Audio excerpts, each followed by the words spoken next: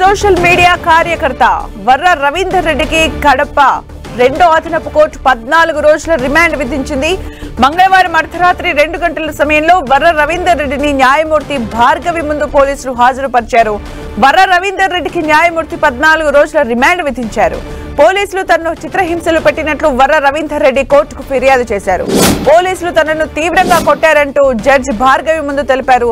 దీంతో వర్ర రవీందర్ రెడ్డికి మరోసారి వైద్య పరీక్షలు చేయించాలని పోలీసుల్ని జడ్జి భార్గవి ఆదేశించారు.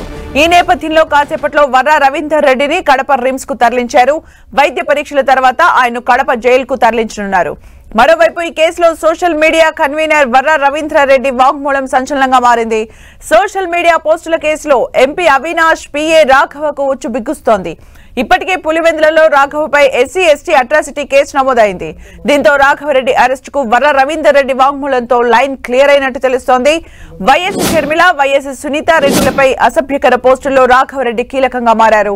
అటు కూటమి నేతల కుటుంబ సభ్యులపై అసభ్యకర పోస్టుల్లో సజ్జల భార్గవ్ ప్రధాన పాత్ర పోషించారు. ఈ కేసుల్లో పాత్రదారులు, సూత్రధారులపై పోలీసులు నిఘా పెంచారు.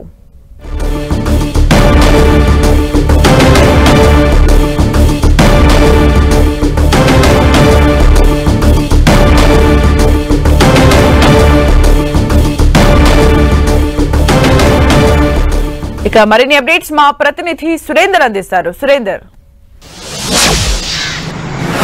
సుమిత్ర, ఎన్నో మలుపులు నాటకీయ పరిణామాల నడుమ అరెస్ట్ అయినటువంటి వర్ర రవీంద్రారెడ్డి మరి కాసేపట్లో రిమ్స్ కు తరలించబోతున్నారు. మరోసారి వైద్య పరీక్షల అనంతరం నేరుగా కడప జైలుకు తరలించే క్రమం కొనసాగుతోంది. ఒకవైపు, మరోవైపు వర్ర అరెస్ట్ తర్వాత ఇది ఏకంగా కొంతమంది పెద్దలకు ఇచ్చే అవకాశం కూడా స్పష్టంగా కనిపిస్తూ ఉంది. నిన్న డీఐజీ ప్రవీణ్ వ్యాఖ్యలను మనం ఒకసారి గమనిస్తే ఎంపీ పిఏ అవినాష్ రెడ్డి ఇందులో కీలకంగా వ్యవహరించాడు. ఎంపీ తనకు ఇచ్చినటువంటి సమాచారం మేరకే రాఘవ తనకు సమాచారం ఇవ్వడంతో నేను ఆ పోస్ట్ ఈ విషయంలో నాకున్నటువంటి పాత్రను వివరించడంతో పాటు తన వాంగ్మూలంలో చాలా క్లియర్ గా ఎంపీ పిఏ రాఘవ గురించి పదే పదే ప్రస్తావించాడు వర్ర రవీందర్ రెడ్డి. సో ఇప్పుడు వర్ర రవీందర్ రెడ్డితో పాటు అర్జున్ రెడ్డి అలాగే రాఘవరెడ్డి మీద పులివెందులో ఒక ఎస్టీ అట్రాసిటీ కేసు కూడా నమోదైంది. ఎందుకంటే సోషల్ మీడియా పోస్టుల్లో అసభ్యంగా పెట్టినటువంటి నేపథ్యంలో వాళ్ళని పిలిపించి అర్చక్రమంలో తనను కూలం పేరుతో దూషించారని చెప్పి ఒక వ్యక్తి ఇచ్చినటువంటి ఫిర్యాదు మేరకు ఎంపీ పిఏ రాఘవపై కేసు నమోదు చేశారు. ఈ కేసును కూడా ఇప్పుడు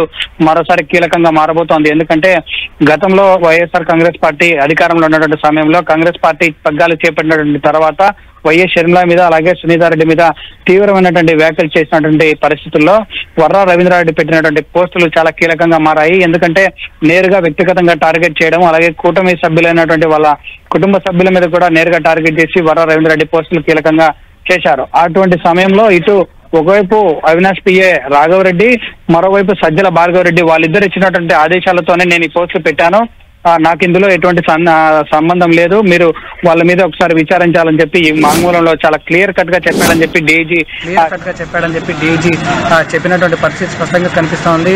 సో ఈ వర్షాన్ని బట్టి మనం ఒకసారి గమనిస్తే డీజీ తప్పనిసరిగా ఎంపీ పిఏ రాఘవన్ అయితే ఇది ముందుగా అరెస్ట్ చేసే అవకాశాలు ఉన్నాయి. ఒక సునీతారెడ్డి ఇచ్చే ఫిర్యాదు కోసం వెయిట్ చేస్తా ఉన్నారు. ఇప్పుడు ప్రస్తుతానికి ఆల్రెడీ ఇప్పటికే హైదరాబాద్ లో అలాగే ముఖ్యమంత్రి చంద్రబాబు నాయుడును కూడా సునీతారెడ్డి కలిసిన నేపథ్యంలో అవినాష్ పిఏ రాఘవకి అయితే ఉచ్చు బిగించింది.